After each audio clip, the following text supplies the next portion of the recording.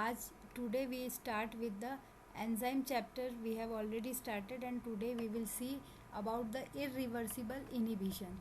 We have already seen in the last class about the reversible inhibition. So today we come to the irreversible inhibition, and also we will see allosteric inhibition and feedback inhibition. So today we come to the irreversible inhibition. Now we all know that enzyme action, enzymes substrate S binds to enzyme E at an active site, and enzyme substrate complex is formed. This enzyme substrate complex is converted into product, and enzyme is again released for the other reactions. Now enzyme inhibition, we have seen that inhibitors are those substances which bind reversibly or irreversible to the specific enzyme and alter the activity of that enzyme. This enzyme inhibition is of two types, that is reversible inhibition and irreversible inhibition. Reversible inhibition can be reversed. It is again of three types: competitive, non-competitive and uncompetitive.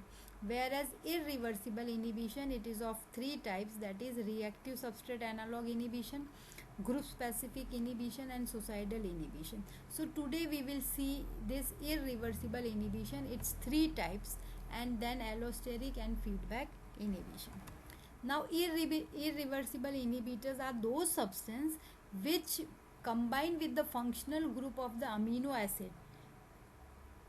acid of that enzyme at an active site. It binds covalently and hence are irreversibly binded. So example, you can see the nerve gas, pesticides which contain organophosphorus, which combine with the serine residue, and it alters the acetylcholine esterase activity. Now irreversible inhibitor, we have seen that they tightly covalently bind and forms the stable complex. They cannot be released by dilution, by dialysis, and also by increasing the concentration of the substrate, which was possible with the reversible inhibition.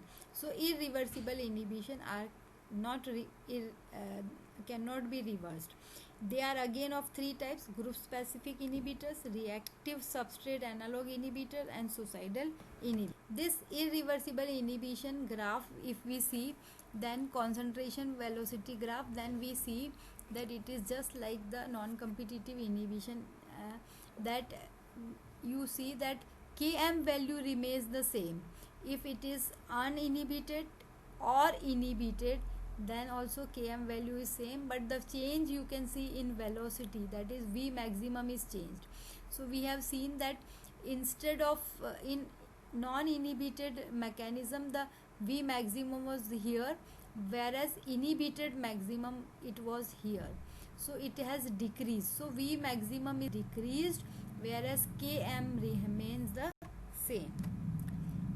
Now the first type of irreversible inhibition, that is group specific irreversible inhibition. Here you can see the specific R group of the enzyme is attached with the inhibitor, and in this way these inhibitors convert this into inactive form. You can see the example, that is diisopropyl phosphofluoride. It inhibits acetylcholine esterase enzyme. So acetylcholine esterase enzyme is responsible for the conversion of acetylcholine into converted into choline, and acetate is released, and this acetylcholine esterase is irreversibly inhibited by DIPF, that is diisopropyl phosphofluoride, and it attaches DIPF is attached to the serine hydroxy molecule of serine, where acetylcholine esterase is inhibited and is converted into inactive acetylcholine esterase form.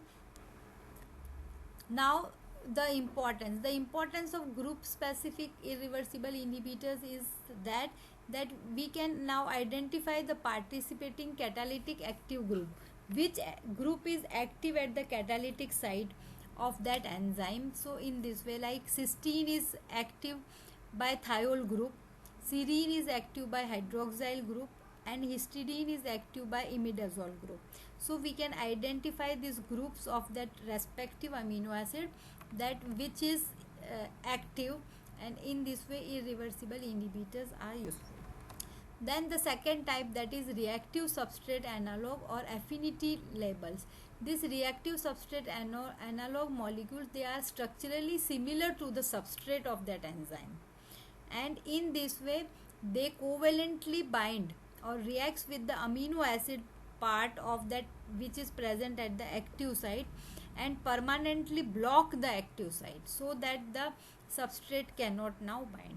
Now we see the example of triose phosphate isomerase. This enzyme is responsible, or it converts glyceraldehyde 3 phosphate into dihydroxyacetone phosphate. This is the intermediate reaction in glycolysis. This triose phosphate isomerase enzyme is inhibited by bromoacetol phosphate. This bromoacetol phosphate is structurally similar to the glyceraldehyde 3 phosphate. So instead of glyceraldehyde 3 phosphate, now this acetyl phosphate attached to the triose phosphate isomerase enzyme at its active site, like, and it makes it into inactive form, and in this way the reaction is inhibited. Now suicidal inhibitor, these are third type of inhibitor, which these suicidal inhibitor, they modify the substrate, and in this way they modify the enzyme active site, and they substrate, the inhibitor bind to the enzyme as substrate, and it carries out first few catalytic activities of normal enzyme reaction. Example, we can see penicillin, aspirin, disulfiram, and then dimethyl propargyl amine and diprenyl. So we can see the example that alcohol is converted into acetaldehyde and then acetic acid by alcohol dehydrogenase and aldehyde dehydrogenase enzyme. This disulfiram drug, it inhibits acetaldehyde dehydrogenase. In this way this reaction is inhibited. This enzyme is suicidal form inhibited with this enzyme, and it makes it into inactive form. Then the other type of inhibition other than the irreversible inhibition, now it is allosteric inhibition. So some of the enzymes have a other site than the active site, that is known as allosteric site. The inhibitor, allosteric inhibitor, it binds on this allosteric site and inhibits the reaction. And the curve which we have seen, that hyperbola curve, in allosteric inhibition the curve is sigmoidal curve, and these enzymes, allosteric enzymes, are of two types, K type and V type. In K type, Km value is changed, V remains the same. In V type, V maximum values are changed but Km remains same. Example, you can see phosphofructokinase, it is inhibited by ATP and citrate. This ATP and citrate, they bind to this enzyme at the allosteric site and inhibits this reaction. Other example, you can see pyruvate dehydrogenase enzyme, it is inhibited by ATP, ADH, NADH and acetyl coenzyme. These three, they bind at the allosteric site, and in this way they inhibit the enzyme action. You can see here with the diagram that this is an enzyme, that is allosteric enzyme, which has two sites. One is catalytic site, that is known as active site, and the other is allosteric site, that is known as allosteric regulatory site, A site.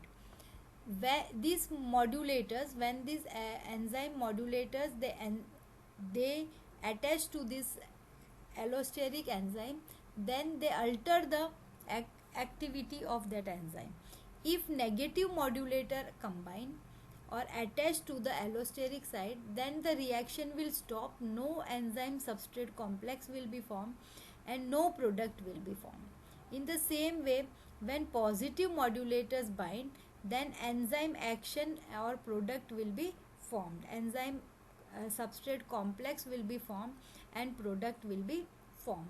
In this, you can see the substrate binds at the active site, whereas allosteric inhibitor or modulator bind at the allosteric site, and the reaction proceed if it is a positive modulator. If it is a negative modulator, then there is no reaction. So this is the mechanism where allosteric enzyme shows inhibition and stimulation. Now the last type of inhibition, that is feedback inhibition. In this you can see, you can take example of one reaction, one pathway, that A is converted to B, B is to converted to C, C into D, and E. We have taken these 4 steps. So when this end product E increases its concentration, it automatically inhibits the enzyme A. So this type of inhibition is known as feedback inhibition. Thank you very much. Please like, share and subscribe. Thank you.